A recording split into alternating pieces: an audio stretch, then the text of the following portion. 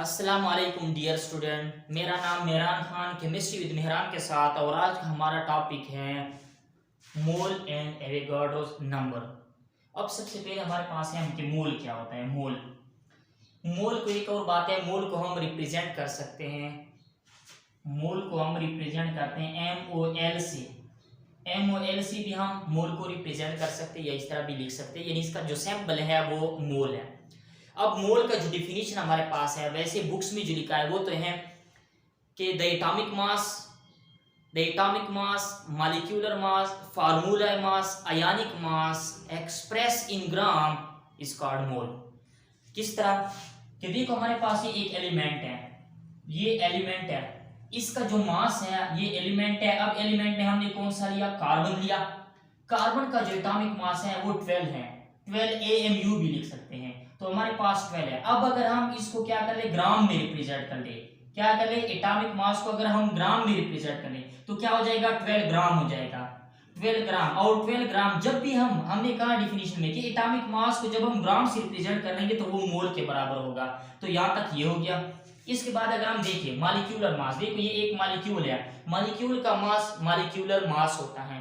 तो अब ये हमारे पास H2 एक मॉलिक्यूल है, इसका जो मास है 18 AMU भी लिख सकते हैं हम। अब इसको हम ये वाटर का यानी मॉलिक्यूल का जो मास है उसको अगर मैं ग्राम से रिप्रेजेंट कर लूं तो सिंपल क्या कर लूंगा, 18 ग्राम लिखूंगा। और हमने कहा है कि मॉलिक्यूलर मास को जब हम ग्राम में रिप्रेजेंट करते हैं तो ये मोल के बराबर होगा, तो ये भी मोल हो गया 1 मोल, यानी 18 ग्राम ऑफ वाटर 1 मोल के बराबर है। इसके बाद अगर हम चले जाए आयनिक कंपाउंड, आयनिक कंपाउंड में सोडियम क्लोराइड है, हमारे पास एक फार्मूला यूनिट है। याद रखो आयनिक कंपाउंड का जो फार्मूला है वो हम रिप्रेजेंट करते हैं फार्मूला यूनिट। ये हमारे पास फार्मूला यूनिट है। तो फार्मूला यूनिट, तो इसका जो मास है ये तो इसका फार्मूला यूनिट है। सोडियम क्लोराइड आयनिक कंपाउंड है, फार्मूला यूनिट है सोडियम क्लोराइड। और साथ में ये जो सोडियम 58.5 लिखा है ये इसका फार्मूला मास है। ये इसका क्या है? फार्मूला मास है। तो अब हमने क्या है, हमने डिफिनीशन में कि फार्मूला मास को हम एक्सप्रेस करेंगे ग्राम में तो हमारे पास ये भी मोल के बराबर हो सकते हैं। तो हमारे पास 58.5, ये 58.5 AMU हमारे पास क्या है? मास है, फार्मूला मास है आयनिक कंपाउंड का, फार्मूला यूनिट का। तो इसको ग्राम में रिप्रेजेंट करें तो हो जाएगा 58.5 ग्राम्स। तो ये भी हमारे पास क्या हो रहा है? 1 मोल के बराबर होगा। इसके बाद अगर हम जाए आयनिक स्पीशीज, आयनिक स्पीशीज क्या होता है? वो स्पीशीज जिसपे कोई चार्ज हो, चार्ज स्पीशीज कॉल्ड आयंस। अब हमारे पास ये आयनिक स्पीशीज है, तो इसका ये जो हमारे पास है आयनिक मास, इसको आयनिक या आयनिक स्पीशीज है, इसका ये जो मास है इसको बोला जा सकते हैं आयनिक मास। ये हमारे पास हो जाएगा आयनिक मास, इसकी ये बोला जाता है आयनिक मास। तो इसका आयनिक मास हमारे पास 17 है। अब इसको अगर मैं ग्राम से रिप्रेजेंट कर लूं, ग्राम से, तो ये हमारे पास हो जाएगा ग्राम आयनिक मास। क्या हो जाएगा? ये हो जाएगा ग्राम आयनिक मास हो जाएगा, और ये हमारे पास 1 मोल के बराबर होगा। तो अब इस सारी चीजों का अगर आप देखिए, हम सिंपली ये कहेंगे कि जब किसी एलिमेंट का एटॉमिक मास, किसी मॉलिक्यूल का मॉलिक्यूलर मास, किसी आयनिक कंपाउंड का फार्मूला मास और किसी भी आयनिक स्पीशीज का आयनिक मास को जब हम एक्सप्रेस करेंगे ग्राम से तो इसको बोला जाता है हमारे पास मोल्स। अब इसके बाद मोल क्या होता है, हमारे पास बात आ जाती है मोल पे। तो मोल आसान है, आप लोग सोचे रोजमर्रा जिंदगी में हर चीज का कोई ना कोई यूनिट होता है। जैसे हम बाजार जाते हैं तो वहां पे कोई भी चीज जब हम लेते हैं तो इसका यूनिट होता है। जब हम शूज लेते हैं तो हम बोलते हैं कि 1 पेयर, यानी एक जोड़ा 1 पेयर, एक 1 पेयर। फौरन हम समझ जाते हैं कि 2 चीजें, 2 थिंग्स, मतलब 2 चीजें। इस तरह अगर हम बोल दें कि 1 डजन हमारे पास जो होते हैं 1 डजन, हम फौरन समझ जाते हैं कि 12 थिंग्स, 12 चीजें। तो मोल भी हमेशा याद रखो, मोल हमारे पास एक यूनिट है लेकिन अमाउंट ऑफ सब्सटेंस है। ऐसा यूनिट है सब्सटेंस की, ऐसा यूनिट है सब्सटेंस की, लेकिन उस सब्सटेंस में हमारे पास वो पार्टिकल्स में क्या क्या आ सकते हैं? एटम्स, हमारे पास मॉलिक्यूल्स, इसमें हमारे पास आ सकते हैं इलेक्ट्रॉन्स।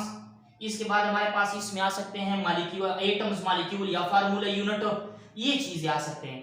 तो याद रखो रोजमर्रा जिंदगी में तो हम यूनिट यूज करते हैं ग्राम्स की भी, डिस्टेंस के लिए हम यूज करते हैं किलोमीटर। इस तरह अगर हम चीजें ले ले दर्जन पे तो हम डजन यूज करते हैं। इस तरह अगर हम जोड़ा ले ले, कोई 2 चीजें ले तो पेयर यूज करते हैं। इस तरह हमें जरूरत है कि हम एटम्स किस चीज में ले लेंगे। आसान वर्ड्स में बता रहा हूं, अगर हमें जरूरत हो कि एटम्स ले ले, मॉलिक्यूल्स ले ले, फार्मूला यूनिट ले ले, इलेक्ट्रॉन ले ले, तो आपको पता है कि ये बहुत छोटे पार्टिकल्स हैं, स्मॉल पार्टिकल्स हैं और लार्ज क्वांटिटी में हैं, तो हम नहीं ले सकते उसको, ना ग्राम में ले सकते हैं, ना डजन में ले सकते हैं, ना पेयर में ले सकते हैं। तो हमेशा याद रखो, जिस तरह एक डजन बोला जाता है और आप लोगों के जहन में आ जाता है कि 12 थिंग्स, 12 चीजें, यानी एक डजन, जब हम बोलते हैं कि 1 डजन, तो फौरन हमारे जहन में आ जाता है कि 12 थिंग्स। अगर हम एक डजन बनाना ले ले तो 12 केले हमारे पास हो जाते हैं बनाना। अगर हम एक डजन माल्टे ले ले तो 12 माल्टे हो जाते हैं। इस तरह अगर हम एक डजन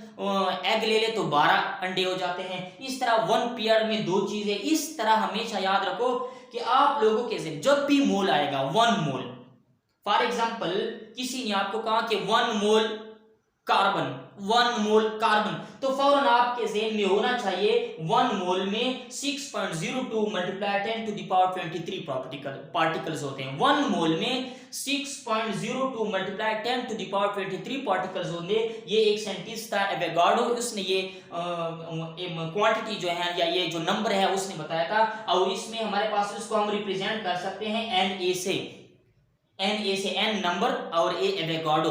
तो हमारे पास इस तरह अगर किसी ने आपसे कहा कि 1 मोल ऑफ कार्बन एलिमेंट, फौरन आपके ज़हन में होना चाहिए कि 6.02 multiply 10 to the power 6.02 multiply 10 to the power 23 atoms of carbon. इस तरह अगर किसी ने आपको कहा कि नहीं हमें नाइट्रोजन, तो नाइट्रोजन का जो atomic 1 mole of nitrogen, 1 mole of nitrogen, फौरन आपके ज़हन में ये होना चाहिए। इस तरह अगर कोई आपको कहते कि 1 mole of water, 1 mole of water, तो आपके ज़हन में होना चाहिए 6.02 multiply 10 to the power 23 molecules of H2O। इस तरह अगर किसी ने आपको कहा कि 1 मोल सोडियम क्लोराइड, तो आपके ज़हन में होना चाहिए कि 6.02 multiply 10 to the power 23 formula unit of sodium chloride, क्योंकि सोडियम क्लोराइड के अंदर फार्मूला यूनिट होता है। इस तरह अगर किसी ने आपको कहा कि 1 मोल्स ऑफ आयनिक स्पीशीज, यानी 1 मोल्स, तो आपके फौरन आपके ज़हन में हो रहा है 6.02 multiply 10 to the power 23 ions of hydroxide, यानी OH आयंस। तो ये आप लोगों के ज़हन में होना चाहिए कि हमारे पास क्या होता है, मोल जो है, मोल एक यूनिट है, ज़हन में रखना है, मोल एक यूनिट है, लेकिन वो हमारे पास केमिस्ट्री में यूज होते हैं। आप रोजमर्रा जिंदगी में किसी दुकानदार के पास जाके अगर आप उसको बोल दे कि 1 मोल मुझे ये चीज दे दे, तो वो नहीं दे सकते, क्योंकि ये बहुत जो है ना ज्यादा क्वांटिटी है, बहुत ज्यादा क्वांटिटी है। ये भी मशहूर है कि एवोगाड्रो को जब पता चला कि हमारे पास 12 ग्राम कार्बन जो है वो 1 मोल के बराबर है, तो फिर उसने इस पे सोचना शुरू कर दिया कि ठीक है 1 मोल या 12 ग्राम कार्बन 1 मोल के बराबर है। इंपॉर्टेंट बात है, इंटरेस्टिंग बात है, नोट करना है। देखो इंटरेस्टिंग बात है, नोट करो कि जब एवोगाड्रो को पता चला कि 12 ग्राम कार्बन 1 मोल के बराबर है, तो फिर उसने सोचना शुरू कर दिया कि चलो सही है कि 12 ग्राम में 1 मोल है, लेकिन ये 1 मोल में कितने नंबर्स होंगे, 1 मोल में कितनी तादाद है। तो उसके बाद उसने अपने आप को कमरे में बंद कर दिया और उसने सोचना शुरू कर दिया। तकरीबन 500 साल बाद, 500 ईयर के बाद उन्होंने ये बताया कि 1 मोल में इतने पार्टिकल्स होंगे। और ये पार्टिकल बहुत ज्यादा अमाउंट है, बहुत ज्यादा पार्टिकल्स है। अगर आप देखिए ये हिंसा जो है ये इस तरह है कि अगर आपने 6 लिखा और इसके साथ आपने फिर लिखा 0 2 और इसके बाद आप इसके साथ तकरीबन 21 या यहाँ पे 3 भी आ जाता है और इसके बाद 1 2 3 20 0 लगवाए, यानी ये हिंसा हमारे पास इतना बड़ा 1 2 3 4 5 6 7 8 9 10 11 12 13 14 15 16 17 18 19 20 तकरीबन ये हिंसा अगर आप देखें तकरीबन इतने हिंसा बन रहे हैं। ये लाखों करोड़ों में बन रहे हैं, लाखों करोड़ों से भी ज्यादा हैं। तो ये हिंसा बहुत ज्यादा है। तो हम सिंपली ये कहेंगे कि मोल एक यूनिट है, लेकिन हम ये रोजमर्रा जिंदगी में यूज नहीं कर सकते हैं। ये बहुत बड़ा यानी बड़ा हिंसा है। ये छोटे मॉलिक्यूल, ये छोटे पार्टिकल्स के लिए यूज होता है, जैसा एटम्स, मॉलिक्यूल्स और हमारे पास इलेक्ट्रॉन वगैरह हो गए। तो आखिर में फिर मैं आ जाता हूं मोल की डिफिनीशन पे कि द एटॉमिक मास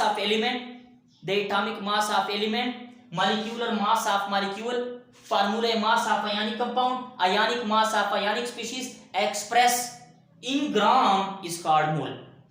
और इसके बाद 1 मोल में हमारे पास 6.02 multiply 10 to the power 23 particles होते हैं। अगर आसान वर्ड्स में मैं बता दूं, अगर किसी ने आपको ग्लास में पानी दे, एक ग्लास है उसमें पानी है, उसने कहा कि ये 18 ग्राम है या 1 मोल वाटर है, इसमें कितने मॉलिक्यूल्स है, तो आप लोगों ने बताना है कि 6.02 multiply 10 to the power 23 molecules of water. अगर किसी ने आपको कहा कि हमारे पास 58.5 ग्राम्स सोडियम क्लोराइड है, ये कितने मोल के बराबर होगा, तो आप कहेंगे कि इसके पीछे बस ग्राम लगाओ, ये 1 मोल के बराबर होगा, और 1 मोल में हमेशा इतनी ही पार्टिकल।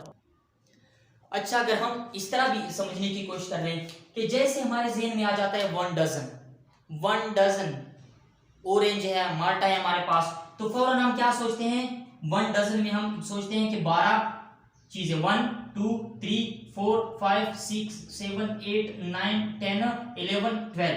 1 डजन जैसे हम बोलते हैं तो हमारे ज़हन में आ जाता है कि 12 सिमिलर थिंग्स, एक जैसे 12 चीजें। हम इस तरह जैसे हमारे ज़हन में 1 पेयर, तो हम कहते हैं कि 2 चीजें, 1 पेयर 2 चीजें। और इसके बाद जैसे इस तरह जैसे भी हमारे ज़हन में आ जाएगा या हम बोलेंगे 1 मोल, तो आप लोगों ने सोचना है कि 6.02 multiply 10 to the power 23 particles में क्या हो सकते हैं, एटम्स, मॉलिक्यूल्स, आयंस या इलेक्ट्रॉन हो सकते हैं। तो 1 डजन में फौरन आपके ज़हन में आना चाहिए 12 चीजें, 12 थिंग्स।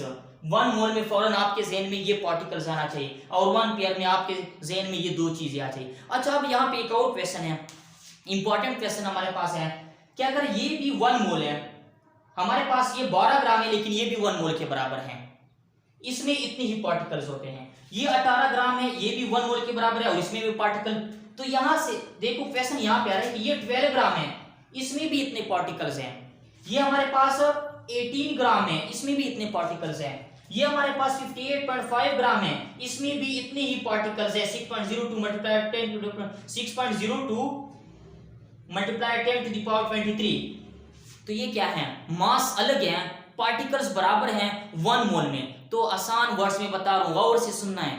देखो हम क्या लेते हैं, अगर आप एक, वैसे होता तो नहीं है डजन में तो मिलता नहीं है, लेकिन अगर हम 1 डजन लेमू ले लें और साथ में 1 डजन ऑरेंज ले ले, तो अब देखो वो 1 डजन जो है, 1 डजन ऑरेंज भी है, वो भी 12 माल्टे हैं, और 1 डजन जो हमारे पास लेमू है वो भी 12 है। लेकिन अगर आप मास में देखें, ऑरेंज और लेमू का जो मास है वो बराबर तो नहीं है, ऑरेंज का मास ज्यादा निकलेगा और लेमन का मास कम निकलेगा। इस तरह अगर आप देखो, आप कोई भी चीज ले लो, 12 चीज, कोई भी चीज ले लो जो 12 हो, 12 थिंग्स ले लो, तो वो हल्के हल्के होंगे, और कोई ज्यादा यानी वजनी चीज ले लो जो 12 हो, तो हमारे पास ये है कि वो इस चीज पे डिपेंड नहीं करता है। जिस तरह हमारे पास 12 अंडे हम लेते हैं और साथ में हम 12 क्या लेते हैं, लेमू लेते हैं, तो इसमें फर्क है, तो यहाँ पे इसमें भी फर्क है। और ये आप लोगों का टॉपिक था मोल, जो इंशाल्लाह कंप्लीट हो गया। अल्लाह हाफिज।